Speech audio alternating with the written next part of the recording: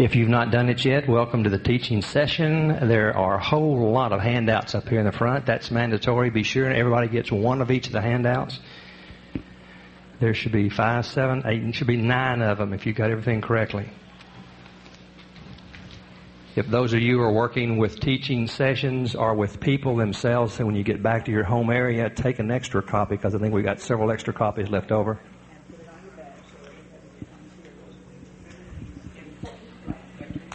For the tape, the people are up front picking up all the various information. Yeah. What is this piece of tape? There's a ribbon over here to show on your side. It says King's Inn. Sure.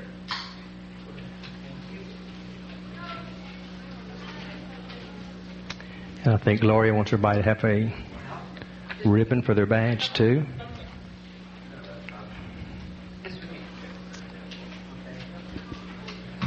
And this way you'll be official. All right, got it on it. If anybody's walked in fresh, be sure and pick up about 9 handouts up front.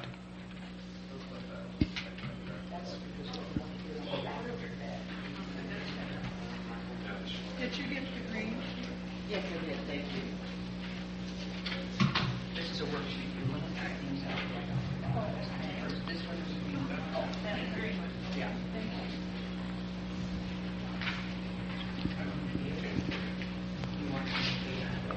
If you just walked in, there's 9 handouts up front if you'll pick these up. And for those of you that might be going back to your local calling associations and you would like to use some of these as handouts or make extra copies or take it back with you, it's an excellent time to pick them up because I think some of these things are not being used and some of them are new handouts. New handouts.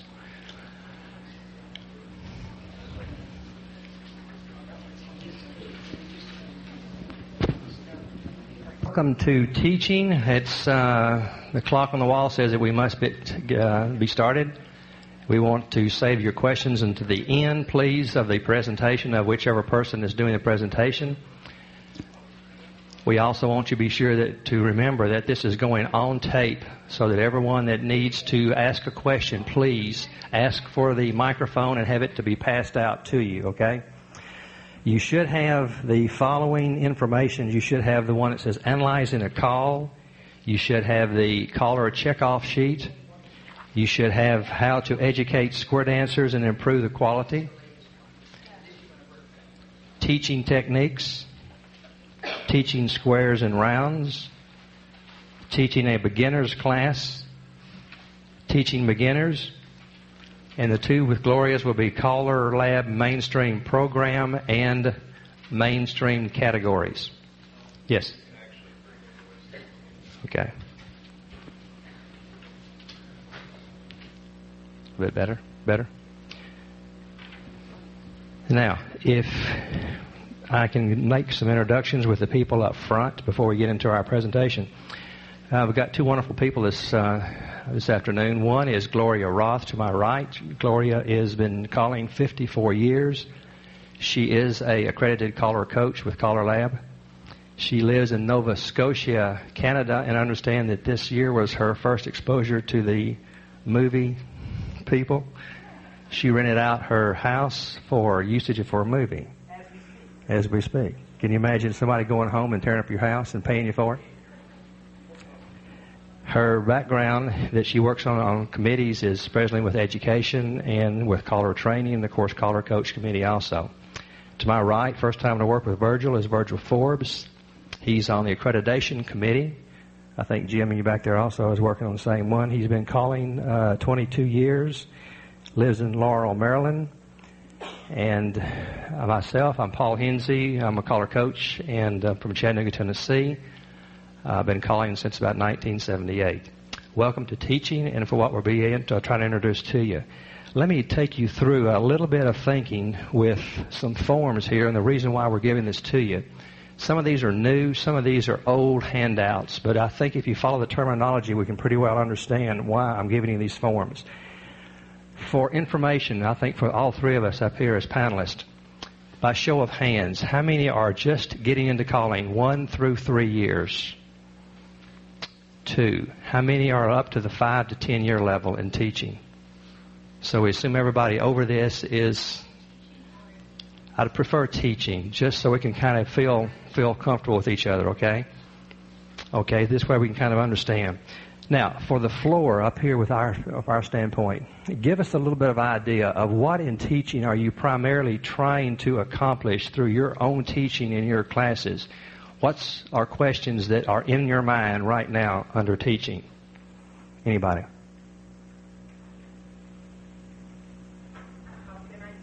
Can you use the microphone, please? State your name. Kit Galvin. How can I teach students easier and faster? Okay, good questions. Others? Lynn? How can I find a way to make them understand what I want them to do without getting frustrated, either me or them? Okay. Other questions? Now's the time so we can kind of get a sense for where the class is, or where the people are here. Any others? Let me help you from an individual standpoint and be sure that you as callers have the proper materials. Do you have a formation chart anywhere in your handouts? If not now, later. Pick this up if you do not have this one. How do you know what's available from formations unless you have something of this nature to look at? Secondly, you need an arrangement chart. These are not for the handouts now, but you need to have one of these. These are available from CALLERLAB. As you leave here tonight, be sure to go by and see Gail, see John, see Tom down at the main desk, and let them know you'd like to have the arrangements. You'd like to also have the formations. This is also available. It was put out by Jerry Reed several years ago. It's called Teaching Techniques. This was written. It's published. Pick this up. It's great for you to have this information. Teaching Techniques. Timing charts. Timing charts. Pick this up if you do not have this. This should be in the new callers, the white callers book. All of this will not be. Parts of it are. But some of this you need to have for your vocabulary because it's necessary to work this through. There's also available the standard, basic, and mainstream applications.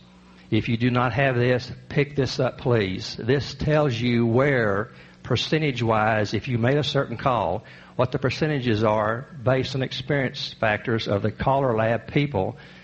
Can tell you probably where your calls, what the succession rate of your calls will be.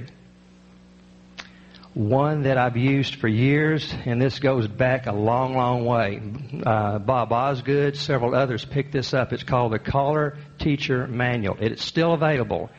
You can pick this up from any of the vendors that we have presently here, but it's called the Caller Teacher Manual. Take this and analyze it and use it. You'll be amazed. People have spent years putting together choreography, easy, and it progresses from call 1 through the last of the call recycle. Excellent material, and it's got reviews periodically along the way. Now, calls. We keep talking about calls. Take this one out first, analyzing a call. Look at it. See what it says to you.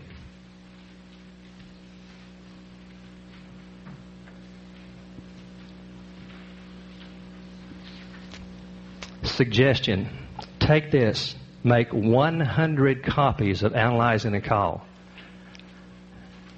and go to the library and spend some quiet time. Take your checkers out, pull your definitions out, and work through. The point is, when you get through, I guarantee you will own the call. You'll know where it starts, where it ends, the hand movements that you need to use, what hand's available after you make the call. When you end up, where does the call end? What calls are good to use with this information? Those of you that are teaching classes, we had this worked up for you this time. Have you ever seen a checkoff system like this before? If you don't use a checkoff system and you're just using the highlight, can I suggest that you try a checkoff system and do it as follows. For the calls that you want to call that night coming up, put a circle in that square. Then when you call it that night, put a check in that circle. The second week, if you put an R for a review, then if will be out the next week, And Gloria, I've asked her to call for me that next week. I can give this through the president of the organization to her. She'll know when we taught the call, when we reviewed it, or how many times we did review it. And it makes it such an easier application for you that night. Okay? Can you hold the questions until the end unless there's looking for... Yes. Right. Okay. Everybody understands she puts the date versus the check. So if you'll think of this. The one, I won't read these through. You're smart enough as to read these things. But look at the one that says how to educate square dancers and improve the quality of square dancing. These are tricks of the trade that you know your dancers will have problems with.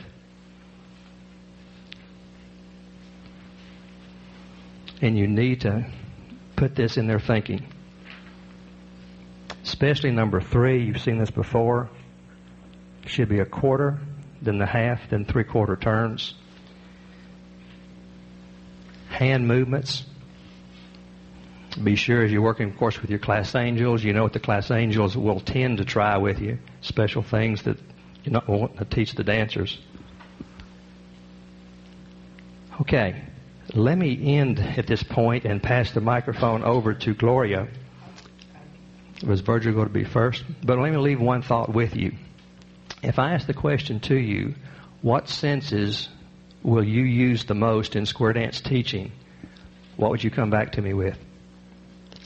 Which senses would you use the most in square dance teaching? Sight? Put a percentage to it. How much of sight would be a percentage?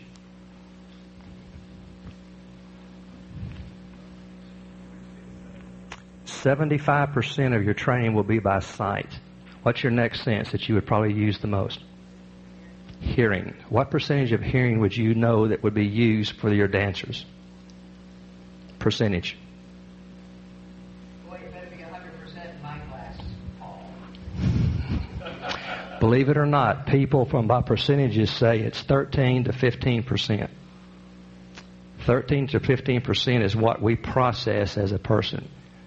Now, at this point in time, therefore, when you teach lessons, what's going to be the most important thing to your dancers? How many walk off the floor and physically get involved with teaching their dancers? What's the reason? Sight, number 1. Number 2, they do it in the right way. Okay? With that, here's Virgil. I'll use this when I stand up better. I can't sit and talk.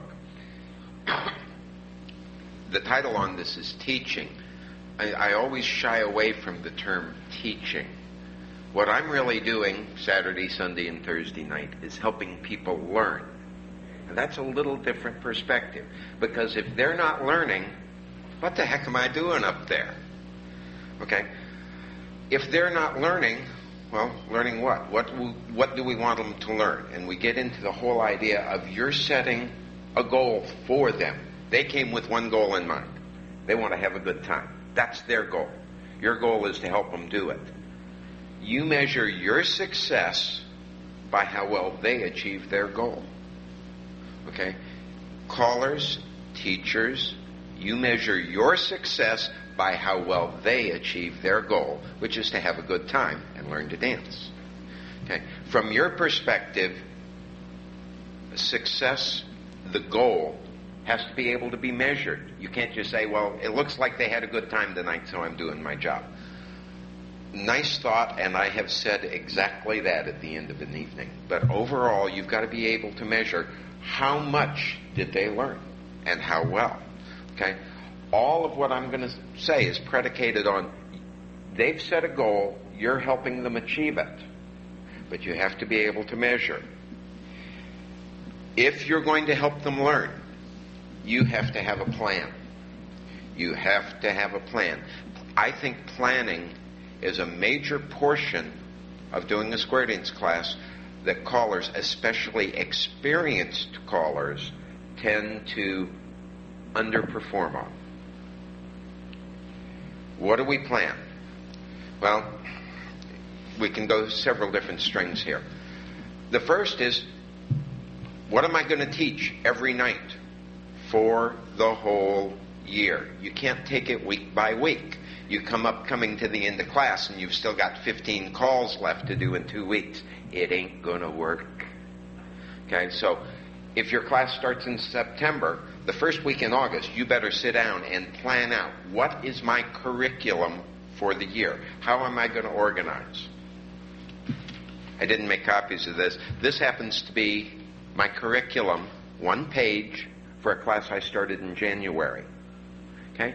By the 3rd week, I'm fairly sure I've evaluated the students, I see how they're learning, and I'm fairly sure they're going to be able to do my plan. That's when I give them a copy of it. No secrets from our students. We tell them, here's the plan. I also give them the Sets in Order Basic and Mainstream book at the same time, so they can check out the plan. Trust your students. They want to learn. They want to achieve their goal. You're helping them. Help them understand the plan. Now, doing the plan, oh boy. You have the sequence chart. This is not the sequence chart I use. I have mine in an Excel spreadsheet, so I can change it every week. If something doesn't go according to plan, I can change the plan for next week. Also, I don't use this sequence. Probably the most important part of your individual plan is what sequence are you going to teach the calls in. This mainstream says it's a suggested teaching order. I don't use it. I haven't used it in 20 years. I did my first 2 classes according to this, and then I started saying there's got to be a better way. Your plan, your sequence of teaching has got to fit your style of calling. Not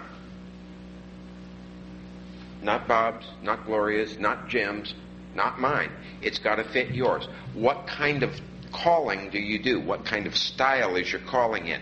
Your sequencing every week has got to fit your style.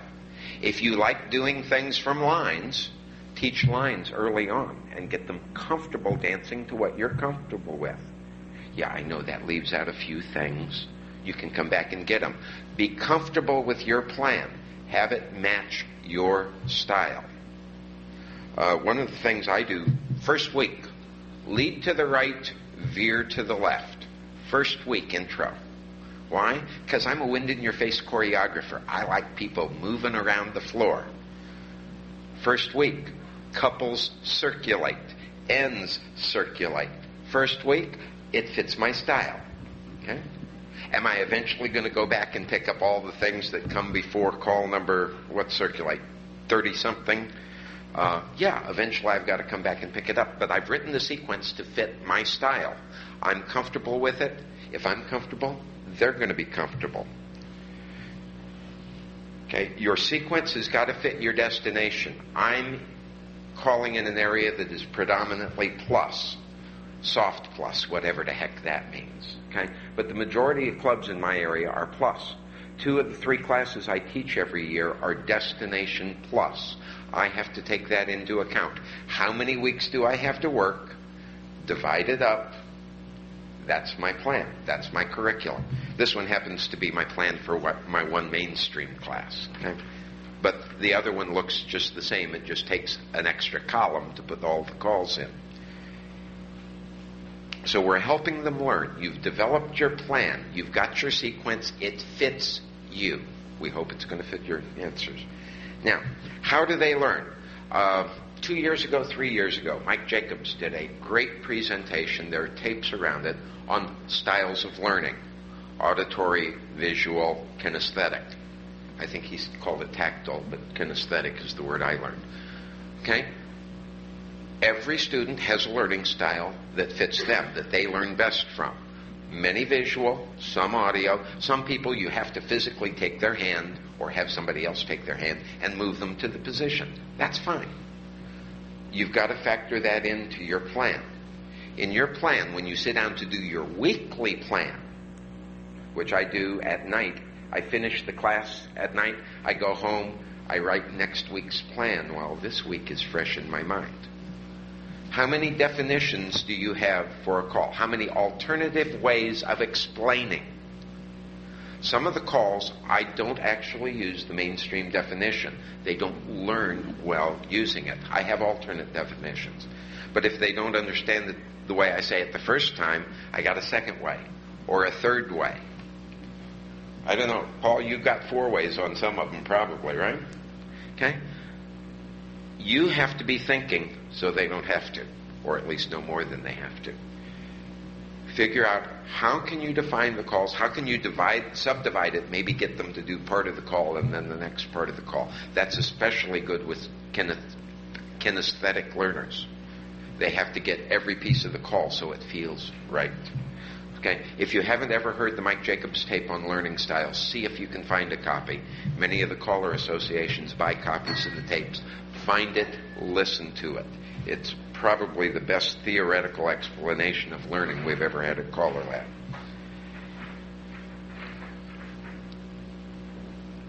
That being said, the 3 styles of learning, nonetheless, the final learning is in motion, is in kinesthetic. Any athlete will tell you they can understand a move, football. They understand the play, they can diagram it. How many times do they practice it physically so their body will do it automatically? That's really what we're teaching. We're teaching them to move. Hopefully to move without having to think about it. That takes practice, practice, practice, repetition, repetition, repetition, and then do it again. Okay? We're training muscle memory. The perfect square dancer, the call goes in the ear, bypasses the brain, if any, right to hands and feet for execution. Okay? That's what you're teaching. Your success is measured by their success. Okay, that's the whole philosophy under which I've been teaching square dance for 20 years, 33 classes I think I've finished now. That's also how I learned to teach when I was teaching high school the few years I did. Okay? You got to plan. Develop your annual curriculum, break it up into pieces for weekly or daily or whatever your period is, and then plan around those pieces. Okay? Now when we're actually teaching square dancing, we're teaching different things, have different difficulty. One of the first things we run into is standard arrangement, standard application, and extended application. Standard is supposed to be easier than extended. Okay? How much time you have determines how much extended application you can get into. And the terminology I use is you're teaching for mastery, for competence, or for familiarity. Mastery is, it doesn't matter how you set it up, they're going to be able to do it. Doesn't matter what formation, what arrangement, what gender, mastery means they can do it. That's easiest with moves involving only 2 people. It's a little tougher with people with 4 people. A lot tougher with 8-person arrangements. I tell my students I'm not training them for mastery. When they graduate, I want competent dancers, not masterful dancers. That's part of my goal. That's part of how I use my time. I repeat enough to get competence, not mastery. Mastery will come on its own with sufficient experience. That's a tough decision. Which calls do you take to that level? And then there are some calls I only teach familiarity. I do not in my plus class strive for mastery or even competence with a left-handed relay of the deucey with the girl starting on the end. I teach from it exists. I want you to do it once so you know it exists. My students are used to hearing me say, this is the 90% setup. This is the 80% setup. You'll see it this way half the time. There's another good way. Okay? You've got to be thinking, how much mastery do they need? And here we talk about the dancing in your area. Are you teaching them to dance to you, or to every caller in your area, or to go to the local festival, or to go to national? That affects how much time you spend teaching them any move. Okay? Listen to the other callers in your area. What do they call regularly? That's where your dancers need to be competent. Not with what you call regularly, but what other callers call regularly. Because if they're going to graduate and be able to go out and visit every club in the area, that's your job to prepare them for it. Competence for the area you're dancing in. There are people who can say, that doesn't fit. We should teach mastery and everything. If I had 90 weeks to teach plus, I could teach mastery and everything. I don't. I have 36 weeks from Labor Day to Memorial Day to teach a plus destination. Even some of the plus, even standard position, is taught to familiarity. That's my decision.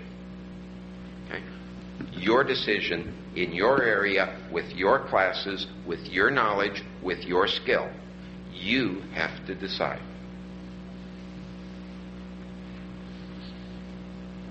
That pretty well covers what I wanted to cover. I know Gloria's got some things that I have written down that I'm going to let Gloria talk about them. She does much better than I do. Thank you. Is there any questions, first of all, with Virgil that have come to mind that we can pick up for information? Good. Well, hold up. Question or two. Are you forced with your own local calling in your clubs? How many are club-run clubs? Okay. About a third of the hands. Okay, so the rest of them then would be caller-run clubs, right? No? One of each. One of each. The reason I'm asking is, do some of your are their clubs run by the clubs? Do they set a teaching time for you that you've got to place in all your teaching? Okay. Because you're going to have to probably be from time to time. You're going to probably have to stand up and be a little bit forward with the people. CALLERLAB recommends, look at your green sheet, look at the very bottom on the left-hand side. See how many hours they recommend to you on the mainstream teaching. What is it? 60. Now, those of you that are looking at this and doing it this way, great, good for you. But I bet you a lot of the times in some of your clubs, you're going to have to watch it because they're going to tell you that time frame has got to be short and we've got to have these dancers dancing out here in the activity quicker. Or they're going to push them through mainstream and then go on to what? Plus. And there's a problem. Virgil? As I said, your choice. That 60 hours, essentially, if you really work at it, looks to competency at the entire mainstream list with limited extended application. Because it says right there, calls from the list should be... it's not on there. Where is it? It used to say that you should teach from more than one formation or arrangement. There it is. CALLERLAB recommends that calls be taught from more than a single position, formation, arrangement, and styling and timing be included as part of the program. This assumes competence in all the standard and selected extended application. At least that's my view. Okay? You're going to have to decide. If you don't have 60 hours, what do you cut? Especially if you're in a club situation where the club is dictating, what do you cut? You can't pawn that decision off on anybody else. You have to make a judgment. Caller judgment. Where have we heard that before? Thank you. Okay. Any other questions? Good comments off the floor. Okay, Gloria, please. Yes. My question is, and I'm just starting. What? Oh, my name is Leah Gilbert. I'm from South Dakota. I think I'm the only one from South Dakota here. Anyway, I noticed that there's 71 figures on the green sheet, and in the manual it has 66. The lists have been revised and renumbered about 3 times in the last 6 years. Okay, you have a question? And if you have the old caller teacher manual, and matter of fact, this progression chart they gave you includes a call that was dropped 10 years ago, cross-trail through. Look at everything carefully. Good. Any other questions? Okay, Gloria. Okay, you all understand I've had a hip replacement, so I'm not going to stand to do this. All of you should have picked up this chart that we are going to work from. But before we get started, those of you that were here early enough to pick up a Kaizen ribbon, I was so thrilled when I saw USA yesterday because our dear little man was on the front of it. And this Kaizen came from Tiger's theory on progression. He wants to always keep improving. And I did not know until I got here to CALLERLAB with these ribbons to pass out at this session that this is being used in companies, in factories. A woman looked at me and said, Kaizen, that's the philosophy that we deal with. What it means is that you will always be open for something new. And what I'm going to present to you is something new. So it's a Kaizen. It's new to all of you, except maybe one person in the room who happens to be a graduate of, my calling. So we're going to work on it together. All right? Now, it means that traveling mic will have to go out there in the room, and we're going to have, there's no husbands and wives present here, but each of you are going to help. Here we have, now when I started calling, I had the opportunity to sit 3 years in a row and observe Earl Johnson, and some of you won't know his name, but like Don would certainly know his name, but he was one of the prime movers and teaching callers in the New England area, and I lived very close and was a member of his club, was able to sit in and observe him teach. I was also a, teacher by degree, and by the time the third year came, I began to realize that my idol was doing some things that confused the dancers, and so I began to develop my own philosophy, which was this, and that's what you're going to look at today. Now, this has worked for me in getting through our dance program. I noticed you said about easier and faster, one of you said, and also with no frustration. One of the things that is confusing is in this progression that we have here, some calls are too close to each other that are confusable, if that's a word, with other calls. So beginning over here, can she have the microphone, give her name? We're going to take this green chart. We're going to start not with number 1, because that is naming the square. We're going to start with number 2 and take one of these categories. Now, we have divided them into circle, 2 people, 4 people, 8 people, line. Now, we know that a wheel and deal, in effect, takes 4 people. But the feeling from the dancer's point of view as they're doing it is that it's a line. And that I learned, at first I didn't have that line category. But then I realized, gee, there's some of these things that people really think lines when they're doing them, so why don't I put them in a separate category? Now, the whole idea is that you can take one from each of these categories that gives you 5 new calls and present it, and for 2 or 3 or 4 weeks you work on those 5 calls, and then you can take for more, or if the dancers have learned, let's say, one from a 4-people move very, very quickly, you can take another one from the 4-people move, and it still won't be confused with these other categories. Now, so give me your name. Lynn Nelson. Lynn, and you're from? Kansas. And what would you put under which, by the way, the circle thing is similar to the line category in that there are things that dancers feel like they're moving in circles. So you get the easy one, number 2 there. Which category on this chart would you put it under? A circle. So, right. So you can put number 2 down there, kids, instead of writing it. Come on over here now. Your name and... My name is Gloria from South Dakota, and the forward and back can be done with 4 people, 8 people. It's in a line position, and I'm trying to figure out how to get 2 people to go forward and back, and they could do that. Well, but do we you're not do gonna that? do that. No, we don't do that. No, we do 4, 8, and from a line. Sure. So you can put that number 3 under 3 of them. Yes. This is the way your thinking is, and that suits me fine. I wouldn't criticize that. Let's move on over here. You're taking number 4. Okay, I'm Lynn Webster, and I look at do-si-do as a 2-person call. Excellent. So it goes under category 2, which is 2 people. Gloria, before you go any further, I've seen people, and not to inner part people, but I've seen people do as a couple do-si-do. Is this okay? Oh, yeah, we were doing that in CDP, weren't we? Yes, but you don't teach it that way, do you, Paul? No. I just want to clarify it because some people have seen this and want to be sure that they're not getting over the track. If you were in CDP, you saw us doing a lot of couple do-si-dos, but that's in community dance program. Okay, so she's right as far as I would think. Susan Morris, but would you do it as like a special dance on a party, a class party night? Sure. What we're talking about here, and maybe I should have qualified everything, is you are getting these people ready to dance in a mainstream club. Okay? Okay. So, go ahead. Kit Galvin, I'm assuming that I have a swing. All right. I've never seen any more than 2 people do a swing. So it would go under that second category. That's number 5. Anne-Marie Cohen from France.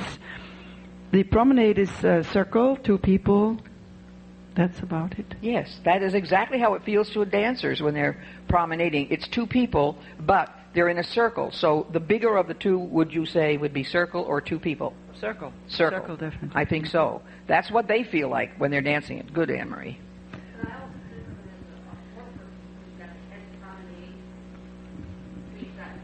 So you could put it in there too. For the tape, just a minute.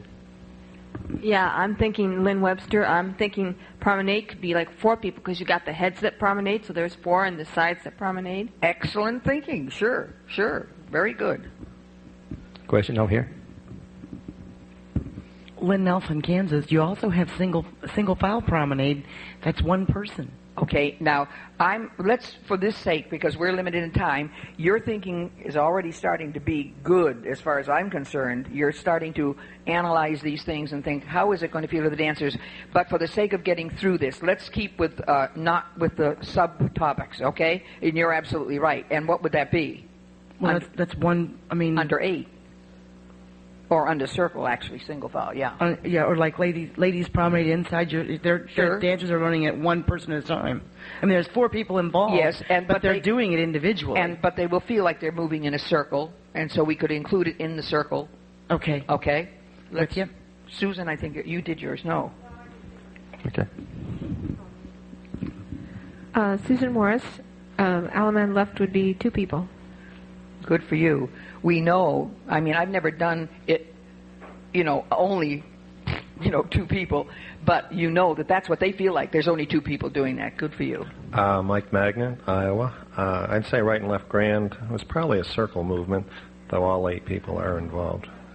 That's true, as long as you know and understand that you can use it as a circle. If you have done a lot of things in a circle, you don't want to put in too many things in a circle. So, all right. Pardon me?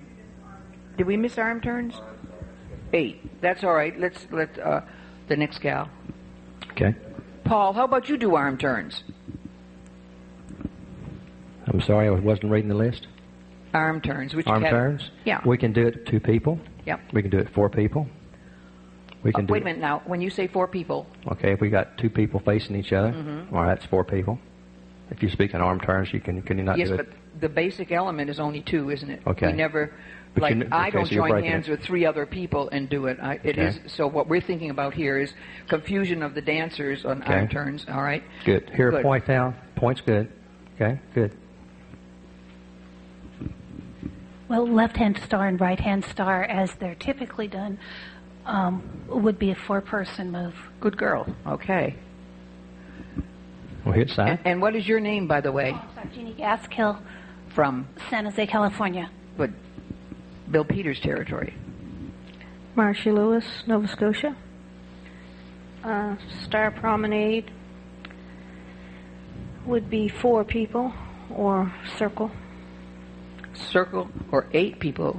Usually, I don't know as though I've ever seen it done with 4, but circle certainly, or 8. Pass through could be 1, 2, 4. Usually, I'd say 2. 2 people facing. Right. Okay. And now you understand that some of you, because of the way you're going to be using these as you teach them, you may, for instance, 2 people is technically, we know that's correct, but you know that we usually do it in couples. So you might decide to put it under 4 people. Or when we get to lines, of course, it's going to be 8 people. All right? So you have to judge what your dancers are going to do. I don't think I've ever seen gentleman 1 pass through lady 3 alone. But we know technically that's what they feel like. It's just them and that person they're facing. Good. Don Beck, Don Beck, Massachusetts. I think I want to summarize a little what there seems to, what I'm trying to say. Pass-through is a great example. It's the definition says 2 people facing you, you can do it. However, if you read the stuff at the top of Gloria's sheet here, it says teaching from category 11. Basically, it's saying these are different categories you want to split things into so the dancers don't get confused by 2 things that are teaching 2 things that are very similar to each other the same night. So I gather Gloria is looking for things, how it feels to a dancer. Exactly. Right. Split 2 around 1, for instance, there's no way of doing, in symmetric choreography, there's no way of doing it with fewer than 8 people.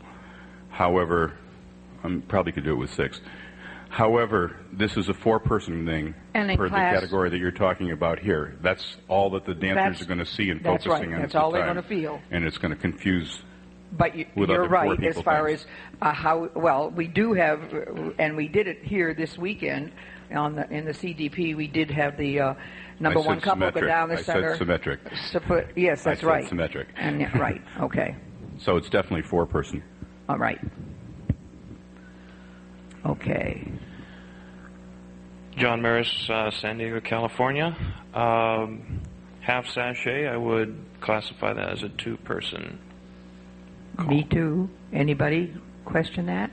We know that it can be done many other ways, but I think that's good. Oh, wait a minute. Virgil has a question. Less a question than a comment, because I have done this myself.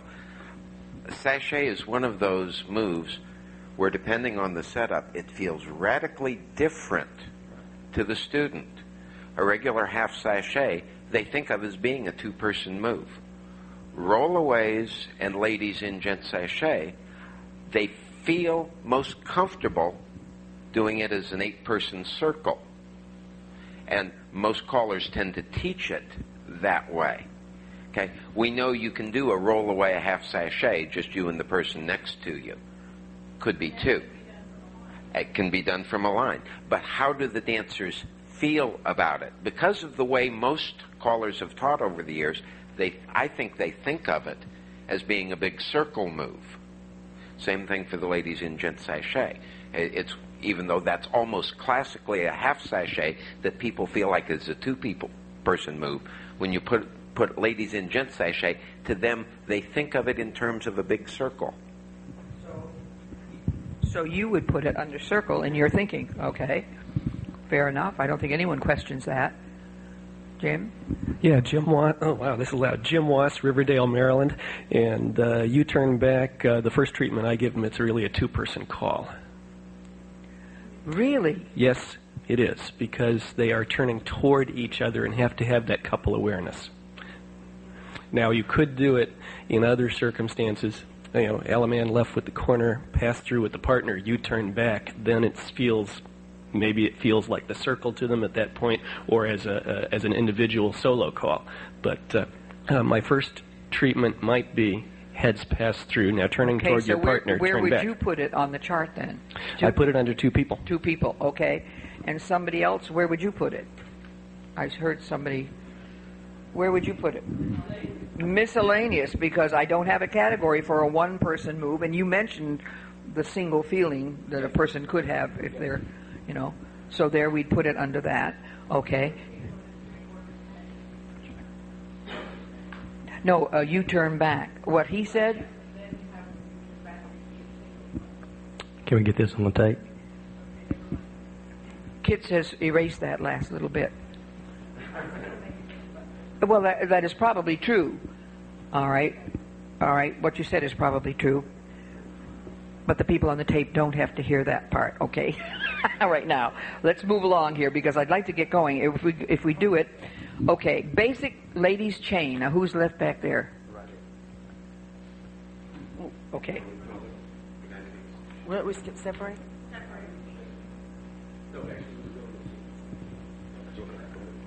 Ladies chain or separate? Do we skip separate? Oh, yes, I'm sorry. I skipped down there. Separate. Separate, I think of as a 4-person move because we're usually sending couples across to... All right. I'm sorry, separate to be 2. Yes, Turn there you back go. to each Okay, other. excellent. Right, I'm sorry, excellent. 2 people. That's exactly what it feels like to them, even though we know otherwise choreographically. But this is for the dancers' ease of learning. So then we also have courtesy turn. Leah Gilbert, South Dakota. Courtesy turn number 17 is 2 people in a line. You can leave out the in the line. Okay. 2 people. 2 people. Basically 2 people. I mean, I've never had more than one man try to turn me, although it takes a couple to really get me around. Okay, here we go. Okay. Okay, I'm back. Okay, the ladies' chain family. I would say it's 4-person or an 8-person. Yes. Very good. And basically probably teach it from the four-person idea first, probably. Maybe not. It depends on what you want to do. Yeah, sure. Okay, Kit? All right, Kit Galvin and Del Paso, I put that into 3 people. Therefore, the miscellaneous. Good girl. Good girl. Okay. Everybody understand the 3 people? Okay. I was afraid you were going to say 2, and I was going to say, oh, no, you're a good girl. This is Anna Marie Beck. I would have put it in a circle. Well, you're right there, but we often do it from a static square, don't we? It does take 3 people to do it.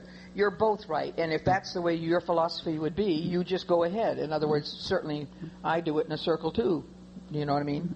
So you would have to be careful of when you teach it. If you have just taught them, for instance, the sachets in a circle or something, too close to it would confuse them. Right. Okay. Lead right, number 20, I would put in the 2-person category. Right? I would too. Anybody, if you disagree, you have to stop us, all right? And Don, you have a clear choreographic mind, so if you disagree with what we're doing. He what? I'll disagree on that. All right, I wondered about that. I saw you sort of root. Comments, Don? Don Beck. I'm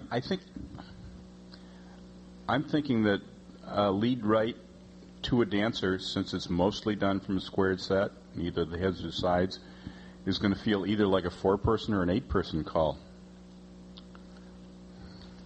When you're dancing that, you would? You mean you're in contact with... Probably a 4-person because I'm going over to the right to face another couple, and yes. I'm focusing in on them, and I'm, that's where I'm... Yeah, that's my 4. But possibly as an 8, because at least 6, because I'm looking at, I'm starting by facing some people and going to another one. I know I'm only holding hands with one person, but the way it looks to me, and when I'm in Don Beck's class and the way he's teaching it, he's pointing these things out to me. I'd say it's going to be more than the 2. You haven't convinced me, but That's okay. This is subjective. Mm-hmm. You understand? This is right. not... No, right. So, where would you put it then, under the 8? I'm torn. We don't... Yeah, okay. We don't usually circle lead right one couple. When I teach, I try not to teach calls that are similar, either in movement or in name or etc., close together. Mm-hmm. But I go through and I pair up pairs. I don't do it by groupings of numbers, but I do it by feel. Oh, darn you, we're doing this by groupings of, categories now. Lead right is one that I've never paired up with anything to confuse with anything. Therefore, I haven't thought about what would confuse it. I like your way of looking at it also as another approach. Okay. But I don't think it's only a 2-person call. Praise from Caesar, Don. Praise from Caesar. All right, let's move on after There was a question over here on the floor. Just a minute. Yes. I think, too, if I'm not trying to confuse the people, sometimes we have to watch ourselves as callers. What do we normally associate and put right together if we're going to lead to the right? Well, we do some veers, or we can circle to a line, and we've got to be sure our dancers are not picking up this situation. They need to know start of call, end of call. Yeah, I would have thought of that as a 4-person move also, because when I teach it, I teach them to walk as a unit. The couples walk as a unit to stand in front of the couple on their right.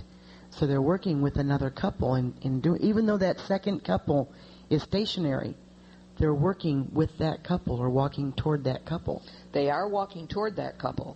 Now, I have seen everybody say... There's not even any counter dancing for the people standing there that are being led to. There's no counter dancing there. They don't move at all. No, and I have seen bucket stirs where it says simultaneously everyone lead to the right and do a partner trade. So in that case, they're working as 2 people.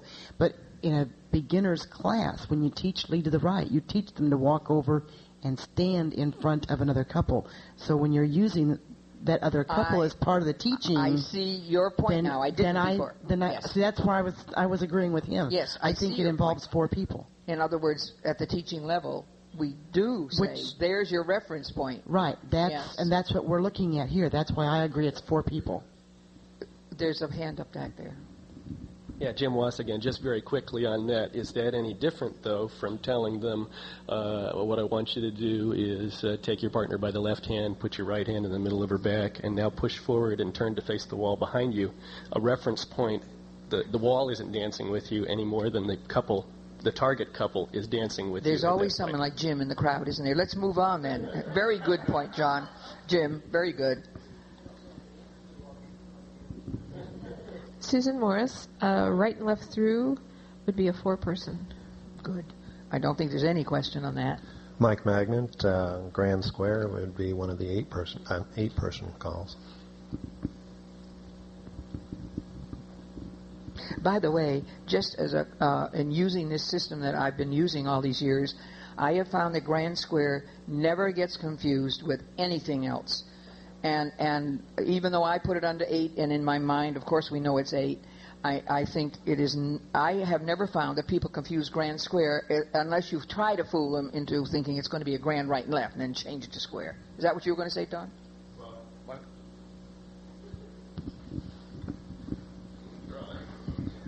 Yes. I don't want to digress from your thing, but as I say, when I teach, I watch out for similar movements and similar names. And Grand Square and Grand Right and Left, both the same night, should be separated by a night or 2 or 3. Oh, no question. Because of the similarity of names. No question about that. And there's a definite, and if I am forced to teach them the same night, I'll generally call Right and Left Grand instead of Grand Right and Left. Okay.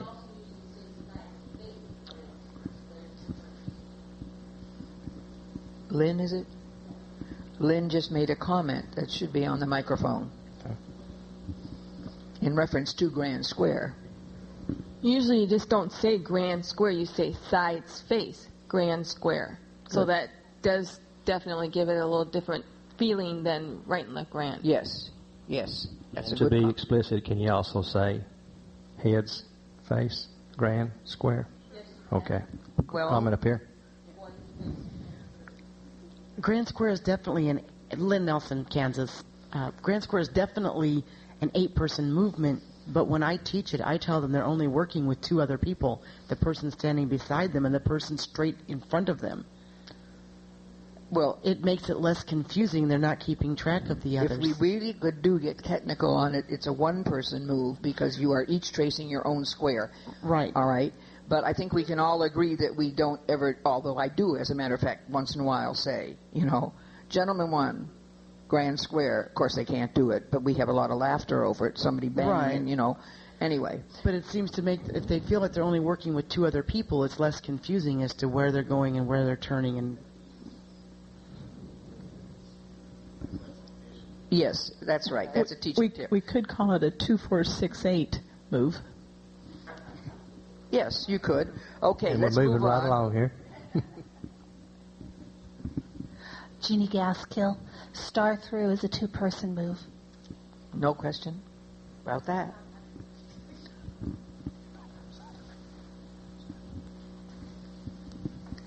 Circle to a line would be a 4-person one. No question about that. Who was that, by the way? Betsy? Marcia Lewis, bend the line. Well, 8 people, I guess, or lines. Lines, definitely lines. As far as I'm concerned, lines. You people may decide to do something else. Actually, to do the call, it only takes 4 people, isn't that right? Yes. Okay, all around the left-hand lady is 2 people. It has also, when we combine it with the seesaw, you get the next figure, then this is Jim Wass, to make the figure 8, it has the 3-person type of feel that the do paso does. But by itself, where it's a call by itself, it is 2 people. 2 people, Mm-hmm. right? John Maris, square through? Let's take 27 down at the bottom. Oh, okay, 26, 27. Seesaw. I don't know. I'm kind of seeing all around in seesaw almost as circular figures. I don't know why, but you generally do them from a circle. But I guess you could say they're 2 people calls. Seesaw without the context of all around is a 2-person Well, do you think call. that the new dancer I mean, if that could be your opinion, and if so, then you know where you have to put that, and how you will, or when you will use it. No, but I see your point. I could go either way on that. Okay. So. All right. Yeah, Jim Wass again. Using your principle of not, trying not to repeat, I would usually not do do paso and all around and seesaw in the same teaching evening. Exactly. That's the reason for this. Oh, thank you for an easy one. Don Beck, square through is 4 persons, 4 people. No question.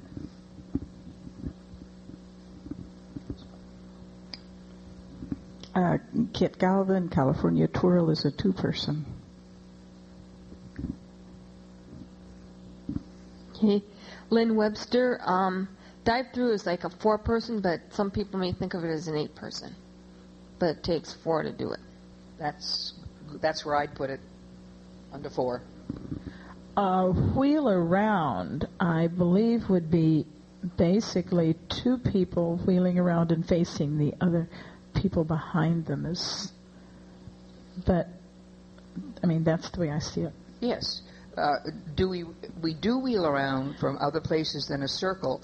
Yes, but in the initial wheel arounds, don't we usually teach it, and don't you usually dance it from the circle too?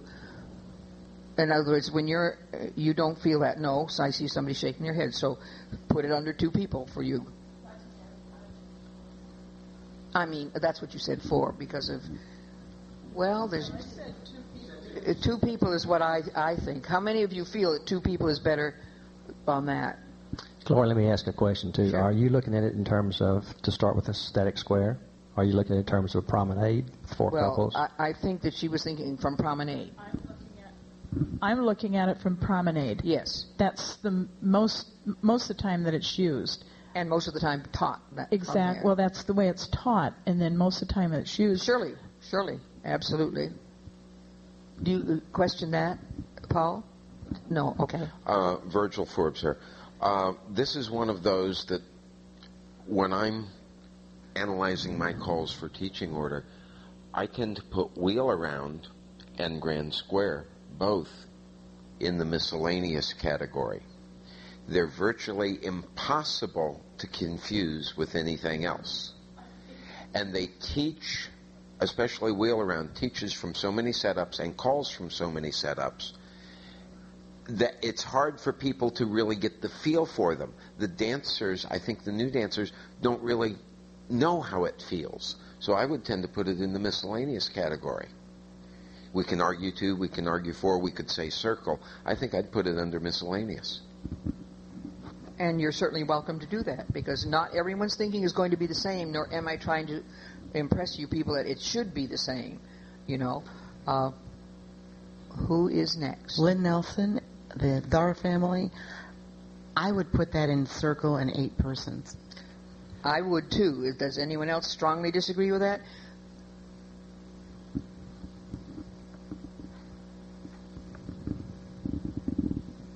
Paul, you're getting tired doing this, aren't you? Okay. Jeannie Gaskill, shoot the star. I'm going to go with. You kind of think of it as a 2-person because that's where the actual movement lies, but it has to start from pretty much an 8-person movement. So. And is it closely? Wouldn't you say it's closely related to the arm turns? Right. You know. Yeah. So I tend to go with a 2-person on shoot the star. I personally don't know any choreography myself that we can shoot the star with less than the 8, but that has to be in your thinking. The dancers feel like there's only 2 of them doing that. Mike Magnan. Slip the clutch is a little difficult because you could actually say that 3 people are involved, but typically, at least in the way we typically use it. You could even say 4 or 8, 5, or lots of people could be involved in the call. It's sort of a. It really doesn't fit in any specific category. So where would you put it? Probably miscellaneous. Yeah. I think so. Okay, box the net. This is Susan Morris. Box the net would be a 2-person. Good. No question there. Ocean Wave family, Anne-Marie Cohen, I would put that in line. Or 4 people. I have a choice.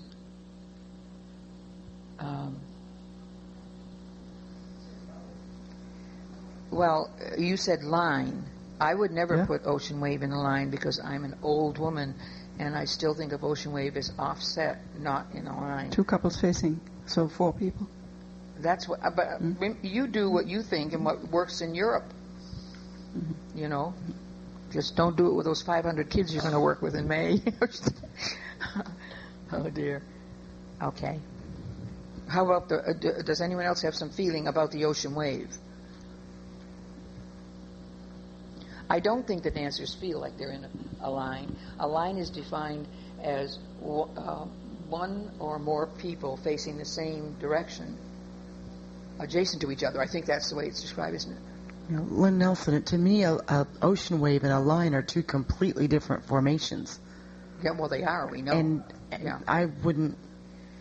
I think we need to be teaching the formation with the call, so they recognize them. And if we put that in the line category, it would, to me, that in itself would be confusing.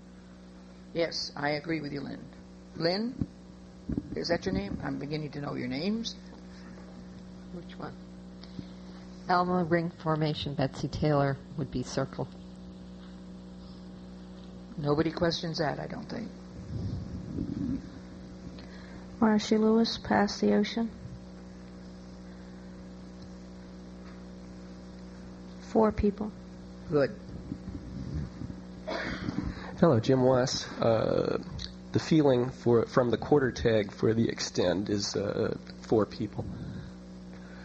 I'm stepping through and joining somebody else in a wave. You can argue 6, but I was going to say no. We won't argue 6. But there's no 6 on here, no. And that's a distinctive feeling anyway to extend from an ocean wave. Yes. You know, they aren't going to miss that. You could even put it under miscellaneous in my mind. But go ahead.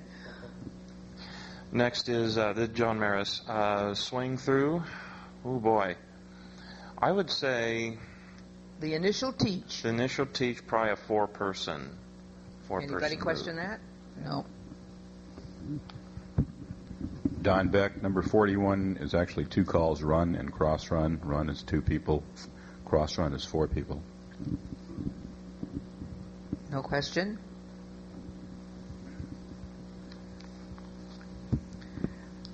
Trade family, we'd have to divide into A, B, and C. This is Kit Galvin. Trade, I'll skip that first one because that's...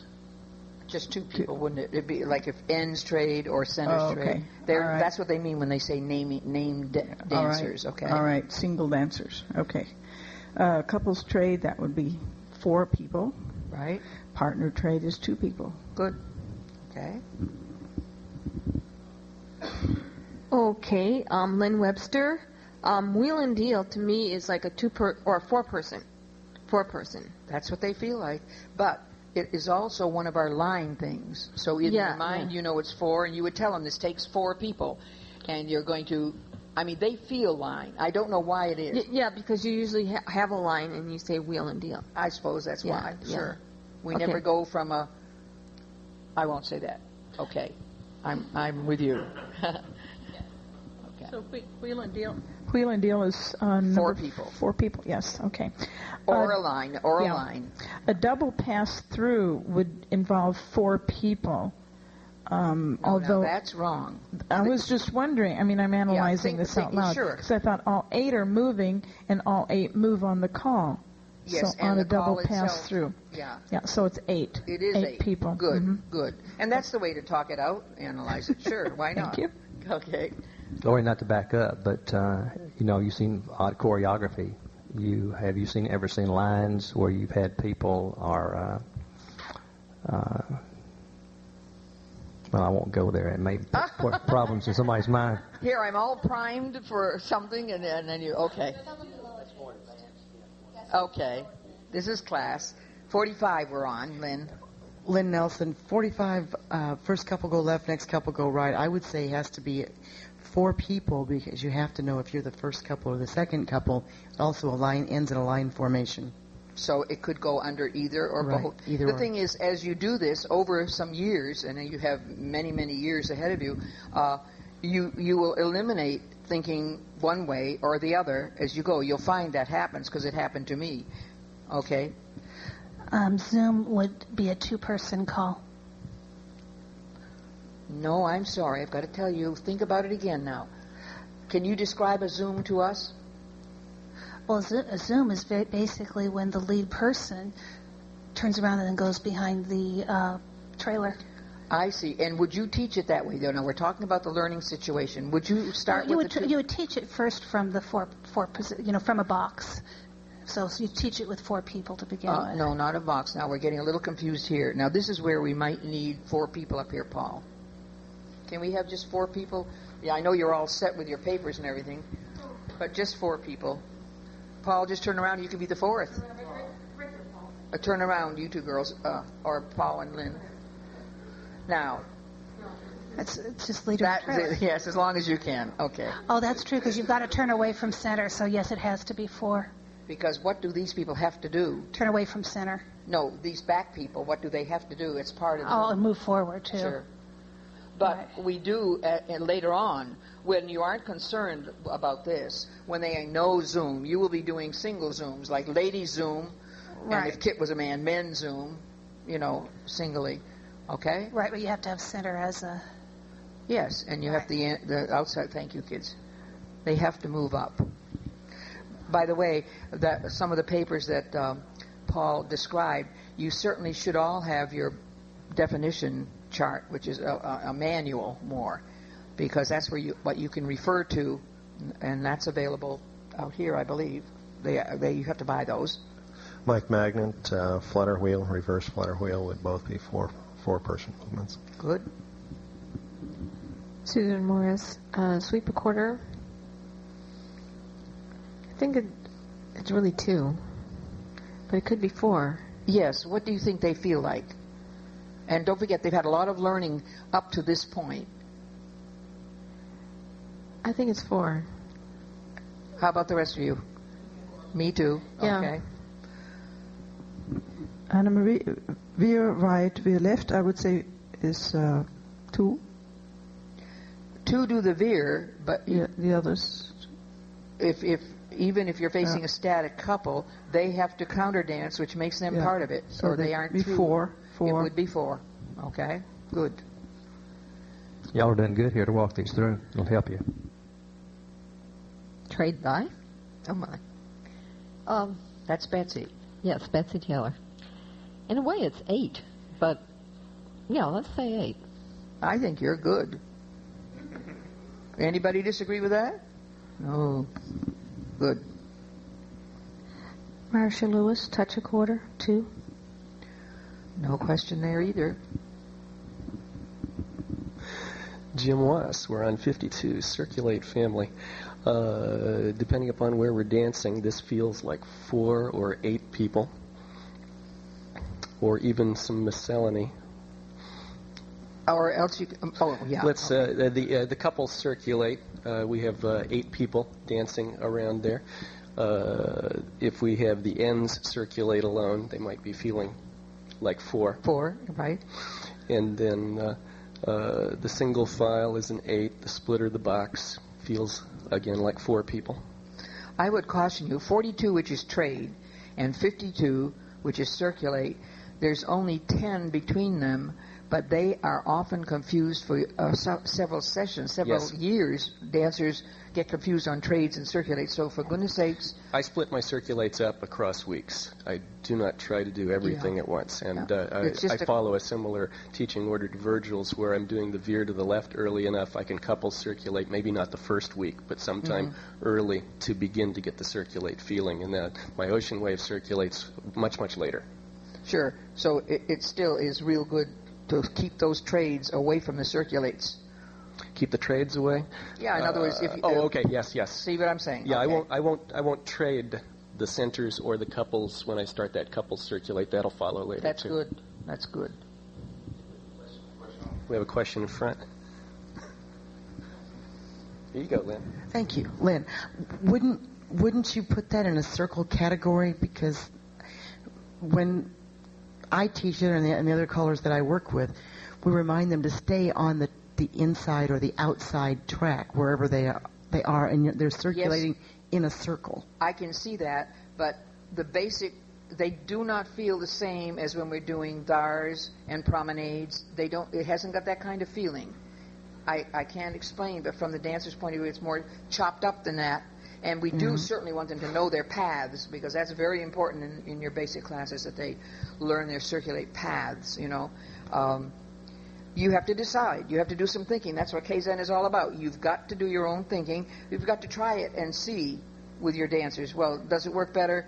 Maybe you'll decide not to do, like they do in the early stages, and you might decide to just do named dancers like centers circulate or girls circulate and boys circulate, and then another week go into couples circulate, and they all feel a little different. So you all, in one case it's 4 people, in another case it's 8. Okay.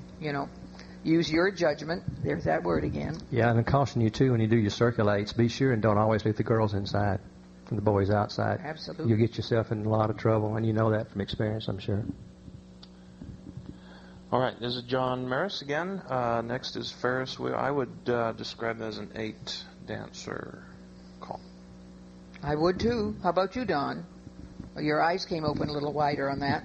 No, I'm just panicking because I have to do cloverleaf then.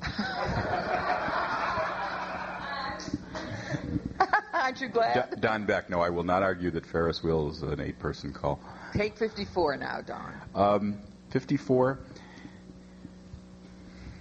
it's definitely an 8-person type of thing, and yet to the dancer, it's probably going to be miscellaneous or random, as the case may be. Yes. I don't think they feel anything similar to anything else when they're doing programs. They don't. How about the rest of you? Excuse me, I wasn't. They don't feel similar. I don't think it's something that's going to be confused. So miscellaneous, I think, would be fine. But when I teach it, if at all possible, I'll have a blackboard or whiteboard there, and I will show them the total pattern and show them the cloverleaf that they're forming to give them an idea of where it's coming from, and hopefully they can anchor in and get a feel for the entire formation and think of it as an 8-person call. Or at least a 4-person, whether they're a leader or trailer, they're following the same path. Just a little bit of historic information for you that I think is interesting. In one of my year-long college courses back in Massachusetts, at least 45 years ago, a young fellow came in to class one night and said, "Hey, I've made up a new call." And I said, it was Joe Perstupa. And I said, "Joe, we don't need a new call." He said, "Well, let me show it to you." I said, No, we have too much to do. So that night I didn't allow it. And the second night he came into class and he said, "Gloria, please let me show you this. I really think this call has merit." Now, we are back in the era when every caller who traveled, and there were a lot more traveling then than there are now, every caller that traveled always presented a new call. That's one reason why the list came about, so that there wouldn't be so many new calls coming along that dancers going from one dance to another would not be able to dance. And again, the second week I said, "Joe, it's really late. We don't have time for that." The third week he came in, and he took his notebook and he slammed it on the table that we use. He said, "I am going censored. I am going to do this call tonight. I'm not leaving here." And so I said, "Joe, I promise." So he got, after the class was over, we had refreshments. He said, "Okay, heads lead to the right circle, 4 make a line, pass through wheel and deal, double pass through." He said, "I'm going to call it cloverleaf." And then he described it. And I thought, that's kind of neat. And so in my game room in my house in Massachusetts, cloverleaf was born, and I sent it into Willard Orlick, who was sort of a clearinghouse for all new calls. And the rest is history. Joe's first club after he finished learning to call, it was called Cloverleaf Squares, and was up in Vermont, I believe, which is very apropos for 4-leaf clovers now. Joe has passed away now. But anyway, it was kind of interesting. I learned then that you always listen to new callers, and that's why I won't try to get you to think in an absolute, positive, certain way, because your mind may be far beyond what my creative mind could be, and we need that. That was one of the things that made this square dancing different than the old kind of square dancing, because we had creative minds come in. So let your minds go. That's why I won't say it's got to go under this category or hand you a chart with it already done. Lori, question too. Previous to this, with the double pass-through situation, was that the call then done from a static square, pass-through, and then cloverleaf? Well, that isn't done till later in class, though, wouldn't you say? Well, I'm just wanting to clarify it so that they'll understand some of the You thought. do understand, all of you, that you can do heads from a static square, heads pass through. Yeah. Right. Kit Galvin, turn through is a two-person move. No question there. 18 through, Lynn Webster, it's a 8-person call. No doubt about that. And the pass to the center.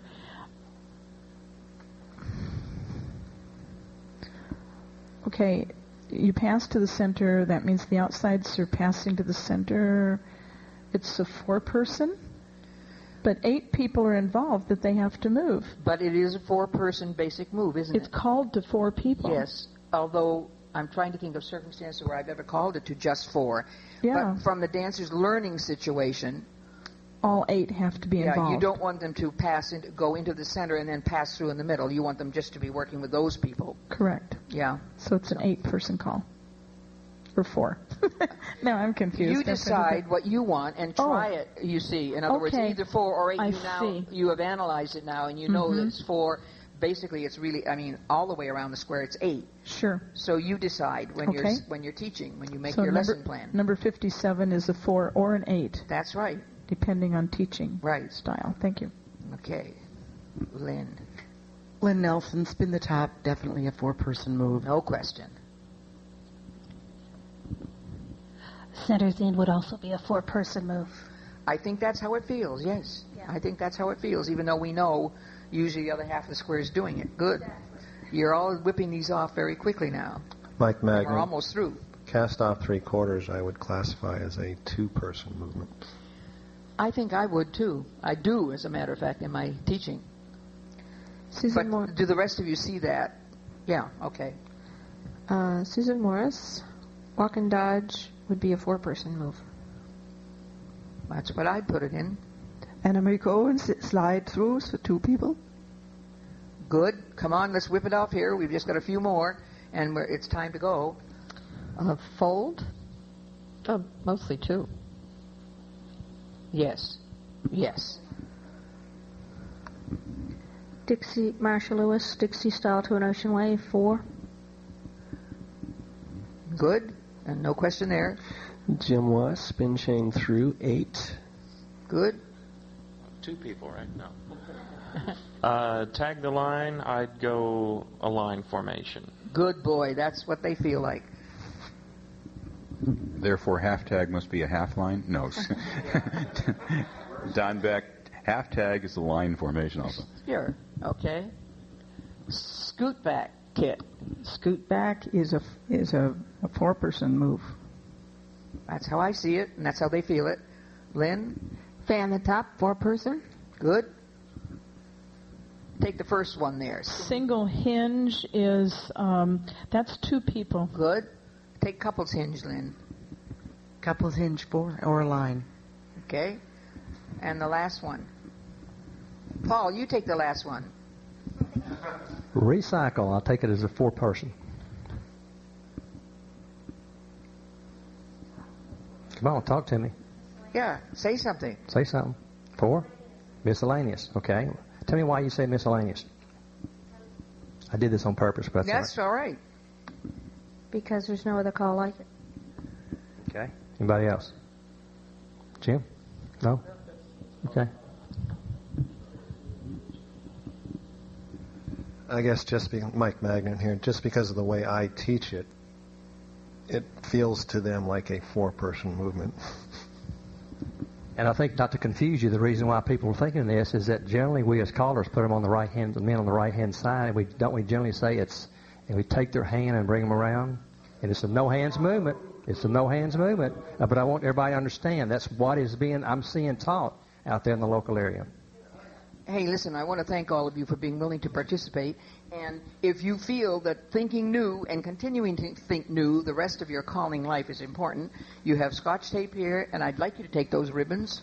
I've used them at a school I ran in Florida, but it's kind of neat to have ribbons. Everybody else has got all these important ribbons, and now you have one, and you can explain what it's about. professional. Let's put our hands together and let's thank Virgil Forbes up here and Gloria Roth right there for very things. Great. And you too, Paul. You did all this, getting all this together. Right. Any questions right there? The tape's ended, but if you want to come up and ask any questions, please do so.